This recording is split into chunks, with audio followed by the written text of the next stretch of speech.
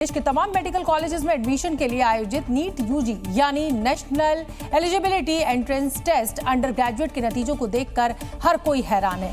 नतीजे सामने आते ही उन पर सवाल भी खड़े होने लगे और सबसे अधिक सवाल नीट की रैंकिंग और छात्रों को मिले मार्क्स पर उठ रहे हैं, क्योंकि नीट यूजी 2024 की परीक्षा में जो कुछ हुआ वो अब सवालों को खड़ा कर रहा है।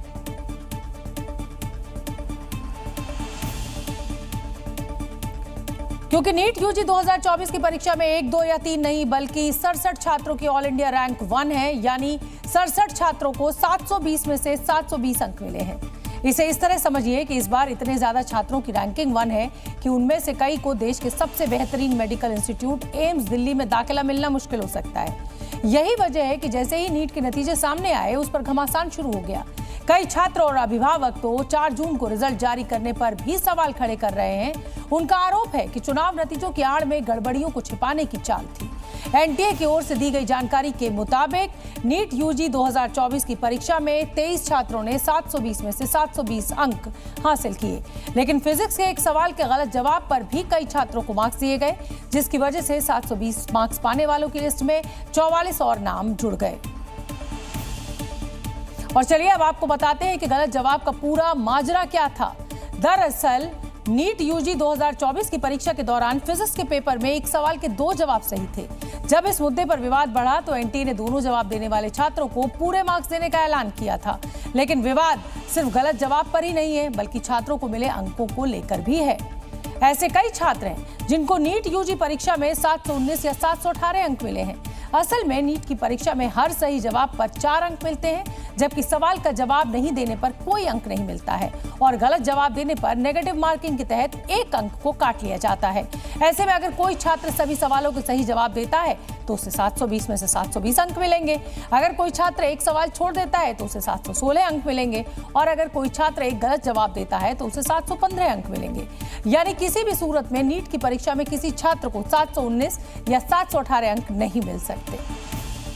हमने एमएनओपी पे दिया है, पूरे देश ने क्यूआरएसटी पे दिया है। वही वो उसकी ऑरेंज थी, तो फिर उन्होंने कही थी ऑरेंज वाली ओएमआर का क्वेश्चन पेपर वो वापस ले लिया जाए। और ये कंफ्यूजन और कहीं नहीं हुआ? आपके और दोस्तों ने दिया होगा, ऐसा और किसी के साथ तो नहीं हुआ जो दूसरे सेंटर पे थे आपके दोस्त जानकार? एक यहाँ बहादुरगढ़ में एक और सेंटर है विजय सीनियर सेकेंडरी स्कूल, उसमें भी यही हुआ है।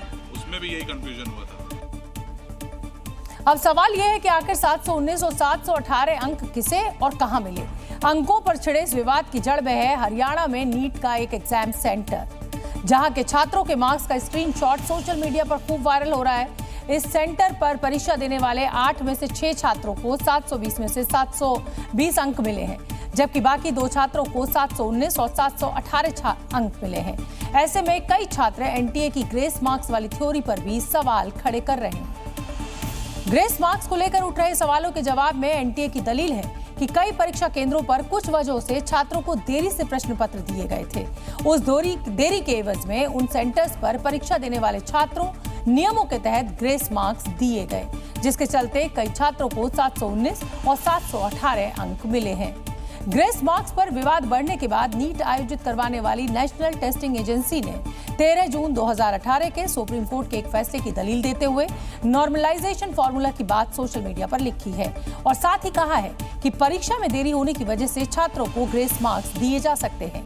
लेकिन छात्र और उनके अभिभावक एनटीए की इस दलील से संतुष्ट नहीं है और उनका कहना है कि अगर ग्रेस मार्क्स से जुड़े नियम बनाए गए थे तो उनका जिक्र नीट के प्रोस्पेक्टस में होना चाहिए था।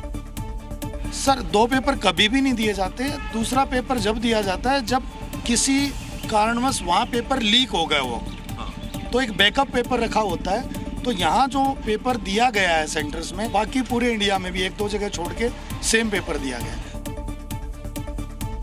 कई कैंडिडेट्स के जो मार्क्स थे तो वो थोड़े चिंताजनक, मतलब सवाल पैदा करने वाले थे।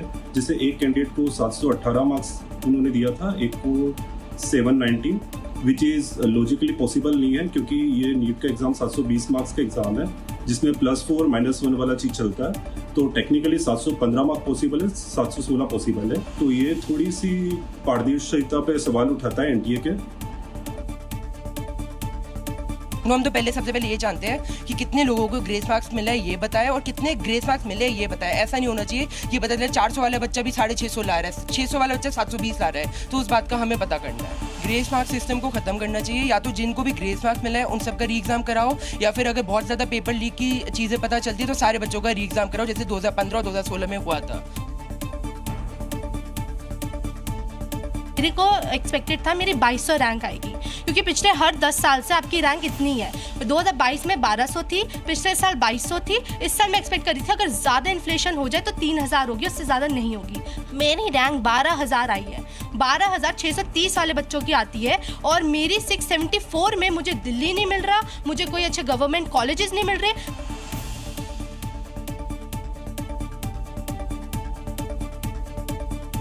कई कैंडिडेट्स के जो मार्क्स थे तो वो थोड़े चिंताजनक मतलब सवाल पैदा करने वाले थे।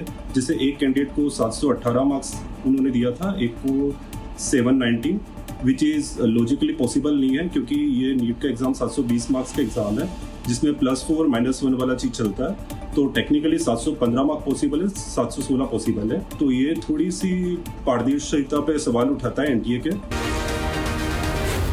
जी न्यूज़।